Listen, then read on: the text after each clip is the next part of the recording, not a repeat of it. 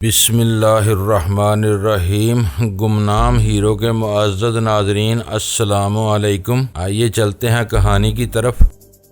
اس تاریک دور کے بعد ایس ٹی ایف کی حمایت دوبارہ بحال ہو جانے سے مجھے ایک نئی تقویت ملی تھی۔ شہر میں میرے خون کے پیاسے دندناتے پھر رہے تھے۔ سفارتی نقاب میں سفاق عزائم میری گات لگائے بیٹھے تھے، مگر میرے لیے یہ احساس بڑا روح افزا تھا کہ شہر میں میری نقل و حرکت پر کوئی قدغن باقی نہیں رہی تھی۔ میں جہاں چاہتا پوری آزادی سے آ جا سکتا تھا، کیونکہ اول خان کے چکنے اور مستعد آدمی ہماری دیکھ بھال کے لیے میدان میں بلا لیے گئے تھے۔ 7 بجے اول خان نے روانہ ہونے سے پہلے ایک مرتبہ پھر اپنے دفتر سے فون پر رابطہ کیا۔ وہاں سے اسے بتایا گیا کہ 4 افراد اس کے بتائے ہوئے پتوں کی طرف روانہ ہو چکے تھے۔ آنے والے ضرورت کے ہر ہتھیار سے لیس ہو کر نکلے تھے۔ انہیں سمجھا دیا گیا تھا کہ ان کو مکانات کے ساتھ مکینوں کی حفاظت بھی کرنی تھی۔ میں یہ نہیں سمجھ سکا کہ وہ بیچارے نادیدہ مکینوں کو کیوں کر شناخت کریں گے، لیکن میں نے اول خان سے کوئی سوال کیے بغیر اسے خوش دلی سے رخصت کر دیا۔ مجھے معلوم تھا ایس ٹی ایف میں افسر سے عام جوان تک سب ایک مشینی ضابطے کے تحت کام کرنے کے عادی ہوتے ہیں۔ حکم سن کر اس کی تعمیل پر نکل پڑنا ان کی سرشست میں داخل ہوتا ہے۔ حکم کی تعمیل کیسے اور کیوں کر ہو، یہ ان کی اپنی سبابدید پر منحصر ہوتا ہے۔ اول خان کو گئے ہوئے 15-20 منٹ ہی گزرے ہوں گے۔ ہم تینوں گرم گرم اور مہکتی ہوئی چائے سے لطف اندوز ہو رہے تھے۔ سورج غروب ہو چلا تھا۔ ویرا مجھے جلانے کے لیے اپنا وہسکی سے بھرا ہوا گلاس تیار کر کے وہیں لے آئی تھی۔ وہ غزالہ اور سلطان شاہ سے باتیں کرتے ہوئے میرے پر بالواسطہ چوٹیں کر رہی تھی، لیکن میں نے سگریٹ اور چائے میں اسی طرح منہمک ہو کر اسے بری طرح نظر انداز کرنے کا مصمم ارادہ کیا ہوا تھا کہ فون کی گھنٹی نے مجھے بری طرح چونکا دیا۔ میں نے ریسیور اٹھایا تو دوسری طرف سے جہانگیر کی مزاحمل سی آواز سنائی دی۔ مر کیوں رہے ہو؟ معلوم ہوتا ہے کہ بیوی وقت سے پہلے لوٹ آئی ہے۔ میں نے جل کر کہا، جو آئے تھے ان سے تو اچھا تھا کہ سلمہ ہی واپس لوٹ آتی۔ شاید وہ پڑوس والوں کے ملازم سے ناشتہ منگوانے کے چکر میں ابھی تک وہاں جمی ہوئی ہے۔ اسے معلوم ہے کہ میں پینے کے بعد گھر سے کم ہی نکلتا ہوں۔ منہ سے کچھ پھوٹو گے یا پہیلیاں ہی بجواتے رہو گے؟ میرا پارا مزید چڑھ گیا۔ آخر بتاتے کیوں نہیں کہ وہ کون تھے جو آئے تھے اور تمہاری آدھی روح قبض کر کے چلے گئے؟ وہ 2 خطرناک اور مضبوط آدمی تھے، کہہ رہے تھے کہ میری حفاظت کے لیے آئے تھے۔ ریسیور میں جہانگیر کی اندوہناک آواز سنائی دی۔ وہ جس طرح اپنی جیبوں میں ہاتھ ڈالے ہوئے تھے، اس سے معلوم ہو رہا تھا کہ وہ مسلح بھی تھے۔ انہوں نے مجھے دیکھا، پھر اندر آ کر میرے ساتھ رہنے والوں کے بارے میں پوچھا۔ میں نے بتا دیا کہ میری بیوی بچے کو لے کر پڑوس میں گئی ہوئی ہے، تو انہوں نے اس کی تصویر کا مطالبہ کیا اور خود ہی بیڈ روم میں گھس کر میری اور سلمہ کی فریم کی ہوئی تصویر دیکھ کر چلے گئے۔ یار پتہ نہیں سالے کون تھے، مجھے کچھ گڑبڑ معلوم ہو رہی ہے۔ بس نکل گئی ہوا بہادری کے غبارے میں سے۔ اسی بل پر دعویٰ کر رہے تھے کہ تم چھوٹے موٹے خطرات کو خود ہی سنبھال لو گے۔ اب نیچے اتر کر دیکھو کہ وہ کون تھے اور کہاں گئے ہیں۔ وہ آدھے گھنٹے تک فلیٹ میں رکنے کے لیے کہہ کر گئے ہیں۔ جہانگیر کی آواز سے بے چارگی متراشا تھی۔ اور تم اس حکم پر عمل کرو گے؟ واہ، وہ اس مدت میں تمہارے فلیٹ کو ڈائنامائٹ سے اڑا دیں۔ ایسی باتیں کر کے دل نہ دہلاؤ۔ میرے معدے میں 2 گلاس نہ اتر چکے ہوتے تو انہیں اپنی دہلیز بھی پار نہ کرنے دیتا۔ تمہیں معلوم ہے کہ اچھے دنوں میں 2-4 آدمیوں کو خاطر میں نہیں لاتا تھا۔ وہ اچھے دن اب ہوا ہو گئے۔ میں نے تو سنا ہے کہ شراب آدمی کو دلیر اور بے خوف بنا دیتی ہے۔ بیوی کی جوتیاں چاٹنے والا شیر ہو کر اس کی چوٹی پکڑ کر 2-4 ہاتھ جاڑ دیتا ہے۔ تم الٹی ہی کہانی سنا رہے ہو۔ جو ہونا تھا وہ ہو گیا۔ یہ بتاؤ کہ اب میں کیا کروں؟ فلیٹ میں رہوں یا پڑوس سے سلمہ کو ساتھ لے کر بلڈنگ ہی سے کہیں چلا جاؤں؟ تمہارے دشمنوں نے تو میری زندگی عذاب کر دی ہے۔ معلوم ہوتا ہے یہ بھیڑیے مجھے قبر میں بھی چین نہیں لینے دیں گے۔ اس کی بے بسی پر بے اختیار میری ہنسی چھوٹ گئی۔ وہ جو کچھ کہہ رہا تھا وہ میری سمجھ میں آ چکا تھا۔ بات صرف اتنی سی معلوم ہوتی تھی کہ اول خان نے جن آدمیوں کو طلب کیا تھا وہ دوستوں کی شناخت کے لیے شاید پہلے اسی کے گھر جا پہنچے تھے۔ 2 نے نیچے کا مورچہ سنبھالا اور 2 اوپر جا کر مکینوں کی شناخت کرائے۔ میرا اندازہ تھا وہ چاروں ہماری طرف بھی آنے والے تھے۔ انہوں نے جہانگیر کو اسی لیے آدھے گھنٹے کی احتیاط کی ہدایت کی تھی کہ اس دوران میں وہ دوسرے ٹھکانے پر شناخت کی مہم سر انجام دے سکیں۔ ایس ٹی ایف والے ایسے ہی انوکھے اور 2 ٹوک انداز میں اپنا کام کیا کرتے تھے۔ میرا حال پتلا ہو رہا ہے اور تم ہنس رہے ہو۔ لعنت ہے ایسی دوستی پر۔ جہاں جہانگیر کی آواز میں خفگی آ گئی۔ وہ STF والے تھے۔ میں نے جلدی سے اپنی ہنسی روک کر کہا، اب تم بے فکر ہو کر سو جاؤ، اگر کوئی بھی مشتبہ شخص تمہارے فلیٹ میں دلچسپی لے رہا ہے تو وہ خود اسے دیکھ لیں گے۔ تو کیا اول خان سے تمہاری صلح ہو گئی؟ اس نے بے یقینی سے ہکلاتے ہوئے پوچھا۔ بس یہی سمجھ لو، تمہاری وجہ سے مجھے اس کو منانا پڑا، میں نے بے پرواہی سے کہا۔ مگر اسے اتنی جلدی کیسے منا لیا؟ وہ تو شاید معزول کیا جا چکا تھا۔ ابے چگد، منانے کا معزولی سے کیا تعلق؟ وہ سب پرانی باتیں تھی، انہیں بھول جاؤ۔ فون بند کرو اور اپنے گلاس پر دھیان دو، کیوں ان باتوں میں پڑھ کر اپنا نشہ خراب کر رہے ہو؟ یہ کہہ کر میں نے فون بند کر دیا۔ میرے انداز گفتگو سے ان تینوں نے سمجھ لیا تھا کہ فون پر میرا مخاطب کون تھا۔ میرے آخری فکروں نے گفتگو کا موضوع بھی بڑی حد تک واضح کر دیا تھا، اس لیے فوری طور پر کسی نے کوئی سوال نہیں کیا اور ویرا کو اپنے دل کی بڑاس نکالنے کا موقع مل گیا۔ اس نے براہ راست مجھ سے مخاطب ہو کر کہا، اب میں سمجھی کہ تم آج کل شراب سے کیوں گریز کرتے ہو۔ تمہیں ڈر ہے کہ کہیں دلیری اور بے خوفی کے دورے کی حالت میں تم غزالہ کی چوٹی پر ہاتھ نہ ڈال دو۔ میں نے اس وقت ویرا کو نظر انداز کرنے کا ارادہ کیا ہوا تھا، لہذا اس کی بات سنی انسنی کر کے غزالہ کو بلا وجہ اپنی اور جہانگیر کی گفتگو تفصیل سے بتانے میں مصروف ہو گیا۔ وہ باتیں چل ہی رہی تھی کہ ہمارے فلیٹ کی اطلاعی گھنٹی بج اٹھی۔ سلطان شاہ نے دروازہ کھولا اور فوراً ہی آنے والوں کو راستہ دے دیا۔ دونوں چہرے میرے لیے اجنبی نہیں تھے، ایک زمانے میں STF والوں کے ساتھ خاصا شیر و شکر ہوا کرتا تھا، اب ان دنوں میں نے بارہا انہیں دیکھا تھا۔ انہوں نے بھی دور ہی سے مجھے پہچان کر سلام کیا اور مؤدب انداز میں آگے بڑھتے چلے آئے۔ نگرانی اور حفاظت کے لیے آئے ہو؟ میں نے ان کے بولنے سے پہلے ہی سوال کر ڈالا۔ سروں کو اسباتی جنبش سے میرے سوال کا خاموش جواب دیا گیا۔ پرانی شناسائی کا فائدہ اٹھا کر انہوں نے بے تکلف ہونے کی کوئی کوشش نہیں کی تھی، کیونکہ اس وقت وہ ڈیوٹی پر تھے۔ پھر دیکھ لو کہ ہم چاروں ہی اس گھر کے مکین ہیں، میں نے کہا۔ انہوں نے صرف ویرا اور غزالہ سے نظریں چار کی۔ سلطان شاہ بھی ان کے لیے اجنبی نہیں تھا۔ یہاں آنے سے پہلے تم دونوں جہانگیر کے گھر گئے تھے؟ میں نے پوچھا۔ ہم نہیں، دوسرے آدمی گئے تھے، اس وقت وہ نیچے موجود ہیں۔ ایک نے کہا وہاں ان کی ڈیوٹی ہوگی، ہم یہاں رہیں گے۔ ہمیں یہ جاننے کے لیے اوپر آنا پڑا کہ ہمیں کن لوگوں کی حفاظت کرنی ہے۔ گڈ، مجھے تمہارا یہ طریقہ کار پسند آیا، میں نے مسکرا کر کہا۔ وہ دونوں جس خاموشی سے آئے تھے اسی خاموشی سے واپس چلے گئے۔ مجھے راس المیڈا کی طرف سے کسی قسم کا خوف لاحق نہیں تھا۔ اس کی دھمکیوں کی حیثیت گرجنے والے بادلوں سے زیادہ نہیں تھی جو کبھی نہیں برستے، لیکن اسپیشل ٹاسک فورس کے دو اہلکاروں کی آمد اور نیچے موجودگی نے میرے رہے سہے تفکرات کو بھی ختم کر دیا تھا۔ میری نظروں میں زیادہ اہمیت جہانگیر کی حفاظت کی تھی۔ وہ بیچارہ میری دوستی کی وجہ سے کئی مرتبہ مصائب جھیل چکا تھا۔ اگر واقعی اس کی نگرانی ہو رہی تھی تو اس کا بھی مناسب سدباب کر لیا گیا تھا۔ کوئی وجہ نہیں تھی کہ مشتبہ شخص STF والوں سے بچ نکلتا۔ کھانے وغیرہ سے فارغ ہو کر ہم لوگ سویرے سے اپنے اپنے کمروں میں چلے گئے تاکہ پچھلی رات کی بے خوابی کے رہے سہے اثرات سے نجات حاصل کر سکے۔ میں صبح سویرے گھاٹ لوٹنے کے بعد لمبی اور گہری نیند لے چکا تھا، اس لیے غزالہ کے سو جانے کے بعد بھی دیر تک خیالات کی بھول بھلائیوں میں بھٹکتا رہا اور آخر کار نیند کی وادیوں میں کھو گیا۔ ہماری اگلی صبح کا آغاز معمول سے کچھ پہلے ہی ہو گیا۔ تینوں کمروں کے فون ایک دوسرے سے جڑے ہوئے ڈرائنگ روم میں ہی رکھے ہوئے تھے۔ فون آیا تو تینوں گھنٹیاں پرسکوت ماحول میں اسیبی شور کی طرح گونجنے لگی اور فون اٹھائے جانے سے پہلے ہی ہم چاروں بیدار ہونے پر مجبور ہو گئے۔ سلطان شاہ نے بتایا کہ وہ فون اول خان کا تھا۔ اس نے تھوڑی دیر میں اپنی آمد کی اطلاع دیتے ہوئے مجھے اپنے ساتھ کہیں لے جانے کا پیغام دیا تھا۔ نیند انسان کے مسائل اور خواہشات کے درمیان ایک پرسرور دیوار کا کام کرتی ہے۔ ہم جب تک جاگتے رہتے ہیں اپنی زندگی کے سنگین حقائق سے لڑتے رہتے ہیں، لیکن جب ہمارا ذہن سرور کی اس غیر مرئی دیوار کے اس پار پہنچ جاتا ہے تو ہم زندگی کے جمیلوں کو بھول کر اپنی بے لگام خواہشوں اور آرزوؤں کی پرفریب دنیا میں ہلکے بادلوں کی طرح تیرتے پھرتے ہیں۔ یہی کچھ میرے ساتھ ہوا۔ جب تک جاگتا رہا نہ جانے حالات و واقعات کی کن کن دور اذکار کڑیوں کو یکجا کر کے خوابگاہ کے ملگجے اندھیرے میں بھیانک خیالی تصویریں بناتا اور بگاڑتا رہا۔ سویا تو ان میں سے کسی تصویر کا ہوش نہیں رہا، لیکن دوبارہ آنکھ کھلتے ہی ذہن پر بہت سے مسائل نے ایک ساتھ حملہ کر دیا۔ ایئرپورٹ پر میجر غوث کی طرف سے کی جانے والی کارروائی کی آخری رپورٹ کا کوئی علم نہیں تھا۔ اس نے اپنے طور پر راس المیڈا کی تلاش کا بیڑا اٹھانے کا بھی ارادہ کیا تھا۔ کچھ پتہ نہیں تھا کہ اس سمت میں کیا پیش رفت ہوئی تھی۔ پھر ماربل کا سامان قبرص بھیجنے والی فرم کے مالک کا معاملہ تھا، وہ کس کے ہاتھ آیا تھا اور اس سے کیا کچھ اگلوایا جا سکا تھا۔ اول خان کے ایک پیغام نے ان سارے سوالات میں گویا جان ڈال دی تھی۔ پتہ نہیں وہ اس بارے میں کیسی خبریں لے لے کر آ رہا تھا۔ میں نہا دھو کر پوری طرح تیاری کے ساتھ اپنی خوابگاہ سے باہر نکلا تو سلطان شاہ مجھ سے پہلے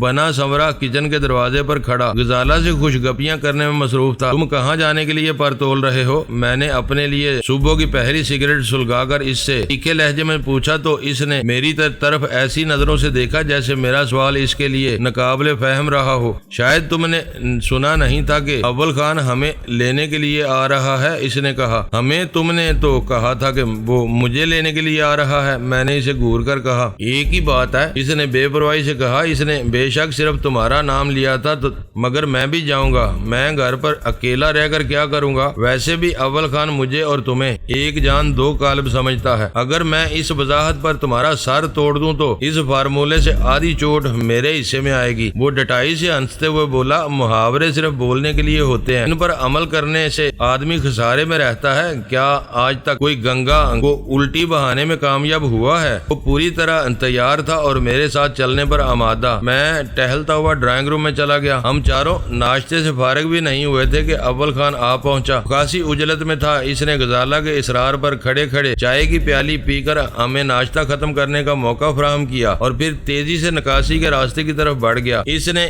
اس بات پر غور نہیں کیا تھا کہ میرے ساتھ سلطان شاہ بھی روانگی کے لیے تیار تھا۔ نیچے اول خان کے دفتری گاڑی موجود تھی۔ گاڑی میں بیٹھتے ہوئے اس نے غور سے سلطان شاہ کی طرف دیکھا اور پرتشویش لہجے میں بولا، تم بھی ہمارے ساتھ چلو گے؟ ظاہر ہے گھر میں رہنے کے لیے کوئی شریف آدمی اتنے سویرے لباس نہیں بدلتا، تمہیں کچھ دیر تک تنہا رہ کر انتظار کرنا ہوگا۔ سلطان شاہ کے سوار ہو جانے کے بعد اول خان نے ہچکچاتے ہوئے کہا، ہم ایک اہم میٹنگ میں شرکت کرنے جا رہے ہیں، ہو سکتا ہے کہ میں اپنی کوشش کے باوجود تمہیں اندر لے جانے میں کامیاب نہ ہو سکوں، باہر رہ کر تمہیں کوفت ہوگی۔ تم میری فکر نہ کرو، میں تم دونوں کے لیے کوئی مسئلہ کھڑا نہیں کروں گا۔ بات ختم ہو گئی اور اول خان نے انجن سٹارٹ کر کے گاڑی آگے بڑھا دی۔ سڑک پر آ جانے کے بعد بھی اول خان کی تفکر امیز خاموشی برقرار رہی تو مجھے الجھن ہونے لگی اور میں نے سکوت توڑتے ہوئے پوچھا، یہ کیسی میٹنگ ہے؟ ہم کہاں جا رہے ہیں؟ اول خان نے چونک کر خالی نظروں سے مجھے میری طرف دیکھا، پھر دوبارہ سڑک کی طرف متوجہ ہوتے ہوئے بولا، میجر غوث کے دفتر میں میٹنگ ہے، اس نے صبح 4 بجے مجھے اطلاع دی تھی۔ اس نے خاص طور پر تمہیں بھی ساتھ لانے کے لیے کہا تھا۔ اس سے آگے میں خود بھی اندھیرے میں ہوں۔ اس کا مطلب ہے کہ واقعات نے کوئی نئی کروٹ لی ہے جو اتنی صبح ایک اجلاس ہو رہا ہے، میں نے خریدنے والے انداز میں کہا، کیونکہ میرے لیے کسی سرکاری میٹنگ کا وہ وقت غیر معمولی تھا۔ وقت کی کوئی اہمیت نہیں ہے، فوجی دفاتر صبح 7 بجے شروع ہو جاتے ہیں۔ اول خان نے شارع فیصل کے ابتدائی سرے پر واقع ایک وسیع و عریض فوجی احاطے میں گاڑی گھمائی تو میں چونکے بغیر نہ رہ سکا۔ میرا خیال تھا کہ میجر غوث کا دفتر ملیر چھاونی کے کسی حصے میں رہا ہوگا، لیکن وہ شہر کے قلب میں موجود تھا۔ صاف ستھرے احاطے میں راہداریاں چاق و چوبند اور صاف ستھرے فوجیوں کے جوتوں کی دمک سے گونج رہی تھی۔ اول خان 2 مقامات پر اپنی شناخت کے مراحل سے گزرنے کے بعد آخرکار ایک لمبی سی بیرک نما عمارت کے سامنے گاڑی پارک کر کے نیچے اتر گیا۔ وہاں دفاتر کے آگے کشادہ برآمدہ تھا جو باندھ کے سر سبز پودوں سے سجا ہوا تھا۔ اول خان ہم دونوں کے ساتھ اس کمرے کے سامنے سے گزر گیا جس پر میجر غوث کے نام کی تختی نظر آ رہی تھی۔ وہ ملحق کمرے میں داخل ہوا اور میز کے پیچھے بیٹھے ہوئے باوردی ماتحت کو اپنا نام بتایا تو اس نے فوراً ہی انٹرکام پر اپنے افسر کو مہمانوں کی آمد سے آگاہ کر دیا۔ ہم ماتحت کی پیشکش پر کرسیاں سنبھالنے بھی نہ پائے تھے کہ میجر غوث ہمارے استقبال کے لیے وہیں آ پہنچا۔ اتفاق مصافوں کے بعد گرم جوشی سے مزاج پرسی کا مختصر سلسلہ وہیں اختتام کو پہنچا اور پھر میجر غوث نرمی سے میری پشت پر ہاتھ رکھ کر مجھے برآمدے میں ایک طرف لیتا چلا گیا۔ مجھے افسوس ہے تمہارے ساتھی کا نام میٹنگ کے شرکاء میں شامل نہیں ہے، اس نے معذرت خواہانہ لہجے میں دھیمے سے کہا۔ شاید اول خان یہ بات تم تک نہیں پہنچا سکا، مجھے معلوم ہے وہ باہر رک کر انتظار کر لے گا، میں نے مجبوراً کہا۔ میجر غوث نے واپس آ کر اپنے ماتحت کو سلطان شاہ کی تواضع کرنے کی ہدایت کی اور پھر مجھے اور اول خان کو لے کر اپنے دفتر کی طرف بڑھ گیا۔ دروازے پر ایک فوجی موجود تھا لیکن میجر غوث نے اپنا دروازہ خود کھولا اور ہمارے بعد اندر آ کر دروازہ بند کر دیا۔ اونچی ڈلوان چھت والا وہ وسیع کمرہ آرائش میں سادہ لیکن پروکار تھا۔ ایک گوشے میں میجر غوث کی بڑی سی میز پڑی ہوئی تھی جس پر شیشے کے نیچے روایتی سبز بنات سے میز کے کناروں سے نیچے تک لٹک رہی تھی۔ میز کے سامنے ملاقاتیوں کے لیے 4 کرسیاں موجود تھیں۔ وہیں ایک حصے میں گھسے ہوئے پرانے قالین پر ایک صوفہ سیٹ موجود تھا جس کے درمیان ایک چھوٹی سی میز موجود تھی۔ میجر غوث اپنی میز پر جانے کی بجائے صوفوں کی طرف ہو لیا۔ یہ اس کی طرف سے دوستی اور بے تکلفی کا ایک رسمی اظہار تھا جو وہاں کے فوجی ماحول میں خاصی اہمیت کا حامل تھا۔ کل رات ایئرپورٹ پر وہ ساری گفتگو سنی جو تمہارے اور راس المیڈا کے درمیان ہوئی۔ میجر غوث نے بیٹھتے ہی کام کی بات شروع کر دی۔ میرے پاس ایک اپریٹس موجود تھا مگر مجھے کلک ہے کہ میرے پاس کوئی ریکارڈر نہیں تھا۔ میں سمجھ گیا تھا کہ وہ تمہاری سوچی سمجھی شرارت تھی۔ اس گفتگو کا ایک ایک لفظ ریکارڈ کیے جانے کے قابل تھا۔ راس المیڈا کے عزائم اس کی اپنی آواز میں محفوظ ہو جاتے تو میں بہت کچھ کر سکتا تھا۔ اب ہر طرف رکاوٹیں ہی رکاوٹیں نظر آ رہی ہیں۔ اس نے لمحہ بھر کے لیے خاموش ہو کر اپنی ریسٹ واچ پر سرسری نظر ڈالی اور بات جاری رکھتے ہوئے بولا، 20 منٹ بعد محکمہ داخلہ اور خارجہ کے نمائندے یہاں آنے والے ہیں۔ ان کی گفتگو سے تم خود اندازہ کر لو گے کہ میری مشکلات کتنی زیادہ ہیں۔ انہیں ٹھوس ثبوت درکار ہیں، شاید تم کچھ کر سکو، ورنہ کونسل خانے والوں نے راس المیڈا یا راڈنی آرک کے بارے میں کسی بھی قسم کی معلومات فراہم کرنے سے انکار کر دیا ہے۔ یہ کوشش غیر سرکاری سطح پر کی گئی تھی، یہ تو ہونا ہی تھا، اسے بل کھود کر باہر نکالنا ہوگا۔ میرا خیال ہے کہ سرکاری طور پر اس کے بارے میں چھان بین سفارتی آداب کی خلاف ورزی تصور کی جائے گی۔ میں نے اپنی رائے ظاہر کی، یہی سب سے بڑی مجبوری ہے۔ ان لوگوں نے جیف ملر اور گیری آرٹ کو آج صبح کی پرواز سے زبردستی فرینکفرٹ روانہ کر دیا۔ وہ دونوں بے ہوش تھے، انہیں سفارت خانے کے ایک معالج کی نگرانی میں نکالا گیا ہے۔ بے ہوشی کا جواز یہ تھا کہ مقامی دہشت گردوں کے بہیمانہ تشدد کے بعد انہیں ذہنی خلل سے بچانے کے لیے مسکن دوائیں دی گئی ہیں تاکہ وہ بے ہوشی کی حالت میں پرسکون سے اپنے وطن پہنچ سکیں اور وہاں ذبح کر دیے جائیں۔ اول خان نے اس کے فکرے میں ٹکڑا لگایا۔ دوسری طرف جہاز کا معاملہ ابھی تک الجھا ہوا ہے۔ میجر غوث خود ہی ہر وضاحت طلب موضوع پر بات کرتا جا رہا تھا۔ جہاز کی تلاشی میں کپتان ہمارے ساتھ تھا۔ یہ یقین کر لیا گیا تھا کہ وہ غیر مسلح ہے، لیکن اس کے پاس پوٹاشیم سائنائڈ جیسے مہلک زہر سے بھرا ہوا کیپسول موجود تھا۔ جیسے ہی بارودی پیٹیوں کو چھپائے جانے والے مقام کو چھیڑا گیا، اس نے آنن فانن میں وہ کیپسول چبا لیا اور جہاز کے کیبن ہی میں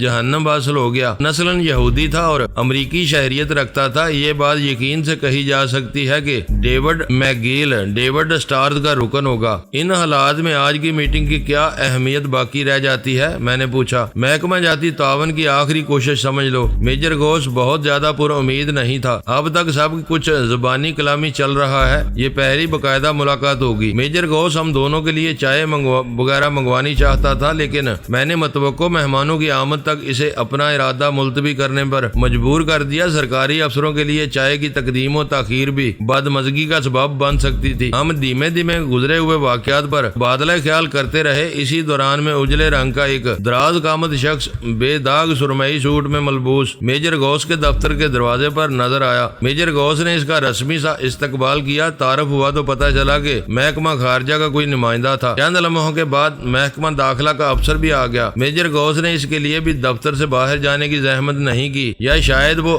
دونوں ہی میجر غوث کے ماتحت سے رجوع کرنے کی بجائے براہ راست اس کے کمرے میں گھس آئے تھے۔ ان دونوں بیوروکریٹس میں بہت سی باتیں مشترک تھیں۔ نفیس اور بے شکن مغربی لباس، واضح طور پر اکڑی ہوئی گردنیں، خشونت اور تجسس سے بھرپور آنکھیں اور مسکراہٹ سے ترسے ہوئے ہونٹ۔ میجر غوث نے اول خان کو ایک سیکرٹ ایجنسی کے نمائندے کے طور پر متعارف کرایا تھا۔ میرا تعارف ڈینی کے سوا کسی اور حوالے سے ممکن ہی نہیں تھا۔ میرے نام پر ان دونوں کے چہرے اس طرح سے سرد اور سپاٹ رہے جیسے وہ میرے نام سے بے خبر رہے ہوں، حالانکہ وہ خود ہی میری کہانی میری زبان سے سننے کے خواہاں تھے۔ میں نے اندازہ لگایا کہ ان کے ذہنوں پر اپنی برتری اور بالادستی کی رونق سوار تھی۔ وہ اپنی افسری کے حوالے سے کسی عام شہری کی شناخت کو اپنے لیے حد تک امیز سمجھ رہے تھے۔ کورم مکمل ہوتے ہی چائے آ گئی۔ روکھے پھیکے لہجوں میں باتیں شروع ہو گئیں۔ وہ دونوں مجھے اور اول خان کو نظر انداز کر کے صرف میجر غوث سے باتیں کر رہے تھے۔ مجھے یہ دیکھ کر تحیر امیز خوشی ہوئی کہ ان دونوں کی رکھائی دیکھتے ہوئے میجر غوث نے بھی اپنی فطری گرم جوشی اور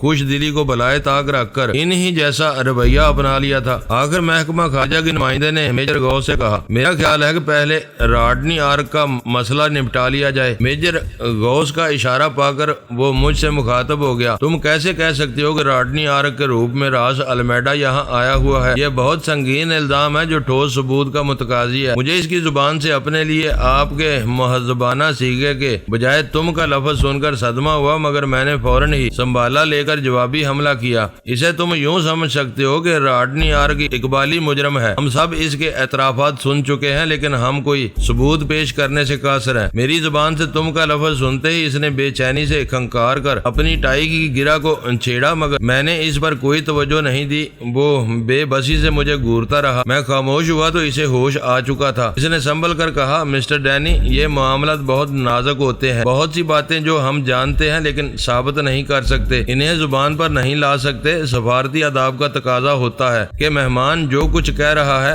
اسے درست تسلیم کیا جائے۔ یہ جنیوا کنونشن اور ڈپلومیٹک پروٹوکول کی پابندیاں ہیں۔ ہم کسی طرح راڈنی آرک کو راس المیڈا نہیں کہہ سکتے۔ آپ کی بات کو درست مان لیا جائے تو زیادہ سے زیادہ اسے ناپسندیدہ شخصیت قرار دے کر مقررہ مدت میں ملک چھوڑنے کا حکم دے سکتے ہیں، مگر آپ کو سمجھنا چاہیے کہ اس سے ناقابل تصور سفارتی پیچیدگیاں پیدا ہو سکتی ہیں۔ میں ان سب باتوں سے واقف ہوں، یہ میرا ذاتی مسئلہ نہیں ہے۔ ایک بدنام عالمی دہشت گرد سفارتکار کے روپ میں آپ کی سرزمین پر موجود ہے۔ اس کے عزائم بھیانک ہیں۔ اس کا آپریشن K9 جہنم واصل ہو چکا ہے، مگر وہ کسی اور کار کی تیاری کر رہا ہے۔ اس کی سرکوبی آپ کا فرض ہے۔ آپ بتائیں کہ اس کا کیا حل ہونا چاہیے؟ آپ کی ایجنسی کے پاس اس کا حل ہونا چاہیے۔ وہ اول خان کی طرف متوجہ ہو کر معنی خیز لہجے میں بولا، میں کچھ نہیں کہہ سکتا، میں یہاں مبصر کی حیثیت میں آیا ہوں۔ اول خان نے ٹکا سا جواب دے دیا، ہم سب ضابطوں اور طریقہ کار کے پابند ہیں۔ محکمہ داخلہ کے نمائندے نے اپنے ساتھی کا دفاع کرتے ہوئے کہا،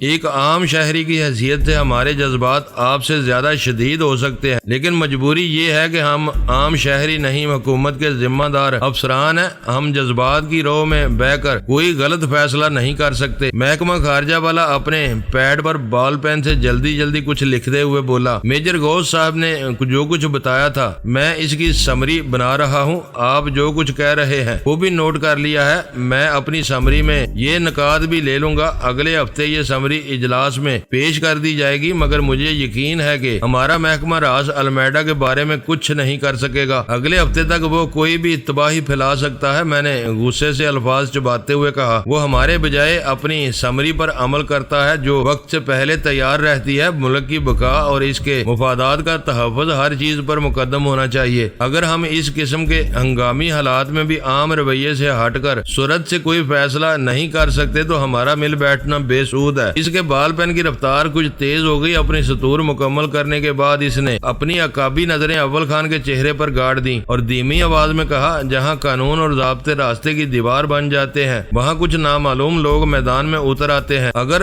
راڈنی آرک واقعی کوئی مجرم ہے تو اس کے دشمن بھی ہوں گے اور وہی فیصلہ کن کردار ادا کریں گے۔ میں نے محسوس کیا کہ اس نے بات کرتے کرتے اس کا رخ راڈنی آرک کے دشمنوں کی طرف موڑ دیا تھا۔ وہ بہت چالاک تھا، اپنوں کی اس بند محفل میں بھی زبان سے کوئی غیر محتاط لفظ ادا کرنے پر آمادہ نہیں تھا۔ میجر غوث اس رسمی اجتماع سے اکتایا ہوا سا نظر آنے لگا تھا۔ اس نے محکمہ داخلہ والے کی طرف دیکھتے ہوئے پوچھا، سخی مراد کے بارے میں آپ اپنے بڑوں کا کیا فیصلہ لے کر آئے ہیں؟ یہ قصہ ابھی صرف 10-12 گھنٹے پہلے شروع ہوا ہے۔ اس نے چبھتے ہوئے لہجے میں کہا، آپ جانتے ہیں کہ سخی مراد کس پائے کا آدمی ہے۔ کلیئرنس آتے ہی ہم خود کارروائی کریں گے، مگر آپ کو خبر ضرور دیں گے کیونکہ یہ معاملہ آپ ہی نے اٹھایا ہے۔ ہم اپنی ذمہ داریوں سے ایک لمحے کے لیے بھی غافل نہیں ہے۔ یہ معاملہ بالکل صاف اور سیدھا ہے، میجر غوث نے کہا۔ سخی مراد کی فرم نے بمبئی سے ایک جہاز چارٹر کیا۔ جہاز یہاں پہنچا تو صاف تھا۔ اب اس میں 3 بارودی کریٹ ملے۔ جہاز کے کپتان نے خودکشی کر لی۔ ثبوت کے طور پر شہر کے ایک مشتبہ مکان میں ماربل کی پیٹیوں کے ساتھ ویسے ہی بارودی کریٹ ملے ہیں اور سخی مراد کا سامان اسی مکان سے ایئرپورٹ لے جایا گیا تھا۔ یہ جہاز کینوپ پر گرانے کا بھیانک منصوبہ بنایا گیا تھا۔ سخی مراد کا کوئی عذر اسے مجرم قرار دیے جانے سے نہیں بچا سکتا۔ وہ باحیثیت اور بارسوخ ہے۔ اگر اسے غیر ضروری مہلت دی گئی تو وہ بیس بدل کر ملک سے فرار ہو جائے گا۔ ایئرپورٹ سے جو 5 مشتبہ افراد پکڑے گئے ہیں وہ جلد ہی یہ اعتراف کرنے پر مجبور ہو جائیں گے کہ بارود کے کریٹ جہاز پر پہنچانے اور چھپانے میں انہوں نے حصہ لیا تھا، مگر وہ بڑے مجرم نہیں ہیں۔ ہمیں اپنے اصل ہدف پر نظر رکھنی ہوگی۔ سخی مراد کے جنرل مینیجر نے رات گئے ایک FIR کٹوائی ہے۔ محکمہ داخلہ والے کے ان الفاظ نے مجھے چونکا دیا۔ وہ کہہ رہا تھا، وہ لوگ ڈیفنس کے ایک غیر آباد مکان میں اپنا ماربل کا سامان رکھتے ہیں۔ مکان کو ویران پا کر شاید کچھ گنڈوں نے وہاں قبضہ جما لیا تھا۔ پچھلی رات وہاں زبردست فائرنگ وغیرہ ہوئی ہے۔ وہ پولیس کی حفاظت میں اپنے اس مکان کا قبضہ لینا چاہتے ہیں۔ اس درخواست کو فی الحال التوا میں ڈال دیا گیا ہے۔ آپ جانتے ہیں وہ میری کارروائی تھی۔ وہاں غیر ملکی دہشت گرد گھسے ہوئے تھے اور وہ خون ریزی کے ذمہ دار تھے۔ آپریشن کے نتیجے میں ان میں سے ایک سفید فام کی لاش مردہ خانے میں موجود ہے، باقی دہشت گرد فرار ہونے میں کامیاب ہو گئے۔ ان کا چھوڑا ہوا سامان ہر محب وطن کی آنکھیں کھول دینے کے لیے کافی ہے۔ میجر صاحب یہ سب تفصیلات میرے علم میں ہے۔ محکمہ داخلہ والا لجلجا کر بولا، آپ سے کیا پردہ، آپ خود بھی میری مجبوریوں سے واقف ہیں۔ کہنے کو میں 19ویں گریڈ کا افسر ہوں، لیکن بے بس ہوں۔ سخی مراد اور راس المیڈا جیسے ہاتھی میدان میں اترے ہوئے ہوں تو ہم جیسے مینڈکوں کی بلا وجہ شامت آ جاتی ہے۔ سچ یہ ہے کہ یہ معاملہ میرے بس سے باہر ہے، یہ اوپر والے ہی طے کریں گے۔ ہمیں اور آپ کو اس سے دور رہنا چاہیے، یہ ناممکن ہے۔ میجر غوث سختی سے بولا، میں خود آپ کے بڑوں سے بات کروں گا، یہ کیس میرا ہے اور میں اپنے ہاتھوں سے اسے نپٹاؤں گا۔ اس کے لیے مجھے جس دروازے تک جانا پڑا میں جاؤں گا۔ میں آپ کے کسی بڑے سے یہ بھی جاننے کی کوشش کروں گا کہ جس معاشرے میں قانون کے عملدار خود کو مینڈک تصور کر کے دہشت گردوں کو ہاتھی سمجھنے لگے، وہاں آخری نتیجہ کیا نکلتا ہے۔ ارے میجر صاحب، وہ اپنا مصنوعی رکھ رکھاؤ بول کر یک لخت گگیانے پر اتر آیا۔ وہ بات تو ایسے ہی میرے منہ سے پھسل گئی تھی، وہ آف دی ریکارڈ ہے۔ آپ نے میری شکایت کر دی تو میں کسی کو منہ دکھانے کے قابل نہیں رہوں گا، میری ساری زندگی کی محنت رائے گاں جائے گی۔ آپ فکر نہ کریں، میجر غوث نے زہریلی آواز میں کہا، مجھے آپ سے کوئی اناد نہیں ہے، میں آپ کی شکایت نہیں کروں گا۔ یہ سوچ آپ جیسے بہتیرے افسران کی ہے جو نوکری کو صرف وقت گزارنے کا بہانہ سمجھتے ہیں، ذمہ داریوں سے گریز کر کے یا انہیں دوسری طرف دھکیل کر آخرکار پینشن حاصل کرنے میں کامیاب ہو جاتے ہیں۔ میری بات ہوگی تو اسی عام حوالے سے ہوگی، ورنہ نہیں ہوگی۔ اپنے ایک ساتھی کو لمحوں میں زیر ہوتے دیکھ کر محکمہ خارجہ والا مکارانہ لہجے میں بولا، میں نے اپنی نظروں میں آنے والی دشواریاں آپ کے سامنے رکھ دی ہیں، لیکن میں پورے خلوص سے جلد از جلد اپنی سمری تیار کروں گا۔ ہماری کوشش ہوگی کہ ہم اس معاملے میں آپ کی پوری مدد کریں۔ آپ میری مدد کریں گے؟ میجر غوث کی کھوپڑی سنک چکی تھی، وہ رخ بدل کر اس پر بھی برس پڑا۔ یہ میرے بیوی بچوں کا کام نہیں ہے جس میں مجھے آپ کی کسی مدد کی ضرورت ہو۔ آپ کو ابھی تک اصل خطرے کا ادراک ہی نہیں ہو سکا۔ یہ میرا، ان کا اور آپ کا، بلکہ ہم سب پاکستانیوں کا مسئلہ ہے۔ اس کے سدے باب میں حتی الامکان کوشش کر کے ہم کسی پر کوئی احسان نہیں کریں گے، بلکہ اپنا ایک قرض اتاریں گے جو اس مٹی نے ہمیں پروان چڑھا کر ہم کو دیا ہے۔ میرے لیے آپ بے شک کچھ نہ کریں، لیکن اپنے دل، ضمیر اور وطن کے لیے کچھ کر سکتے ہیں تو ضرور کیجیے۔ میں آپ کی طرف سے کسی اچھی خبر کا منتظر رہوں گا۔ وہ برہمی کے عالم میں اپنی جگہ چھوڑ کر اٹھ کھڑا ہوا اور الوداعی مسافے کے لیے اپنا ہاتھ فضا میں آگے بڑھا دیا۔ ان دونوں نے چھری کے نیچے آئی ہوئی ذبح ہونے والی بکری کی سی نظروں سے میجر غوث کی طرف دیکھ کر باری باری اس سے ہاتھ ملایا اور گردنیں جھکائے دروازے کی طرف بڑھ گئے۔ ان کے جاتے ہی میجر غوث کا غصہ یک لخت کافور ہو گیا اور اس کے ہونٹوں پر ایک آسودہ سی مسکراہٹ پھیلتی چلی گئی۔ اس نے ہمیں بیٹھنے کا اشارہ کیا اور خود بھی واپس بیٹھ گیا۔ میٹنگ ہر بیوروکریٹ کا ایک مہلک حربہ ہوتا ہے، میں نے میجر غوث کے موڈ سے فائدہ اٹھاتے ہوئے کہا۔ وہ دونوں پہلے سے اپنا ذہن بنا کر آئے تھے، یہ میٹنگ ایک ڈکوسلے سے زیادہ نہیں تھی۔ وہ دونوں میری بات سننے سے پہلے خود بول رہے تھے۔ ان کا رویہ دیکھ کر میرا خون کھول رہا تھا۔ غنیمت ہوا کہ انہوں نے خود ہی مجھے اپنے دل کی بڑاس نکالنے کا موقع فراہم کر دیا۔ اب میں خود کو ہلکا پھلکا محسوس کر رہا ہوں۔ میں نادم ہوں کہ میں نے اس نام نہاد میٹنگ کو ضرورت سے زیادہ اہمیت دے کر سلطان شاہ کو باہر روک دیا۔ اب اسے بھی اندر بلا لو۔ معزز ناظرین، لائک کریں، شیئر کریں اور کمنٹس باکس میں پاک آرمی زندہ باد، پاکستان پائندہ باد کا نعرہ ضرور درج کر کے اپنے ملک پر فخر کریں اور پاکستان کی بنیادیں مضبوط کرنے میں اپنا کردار ادا کریں۔ ویڈیو دیکھنے کا شکریہ۔ معزز ناظرین، اپنا خیال رکھیے گا اور ہمارے چینل کا بھی۔ ISI پاک آرمی زندہ باد، پاکستان پائندہ باد۔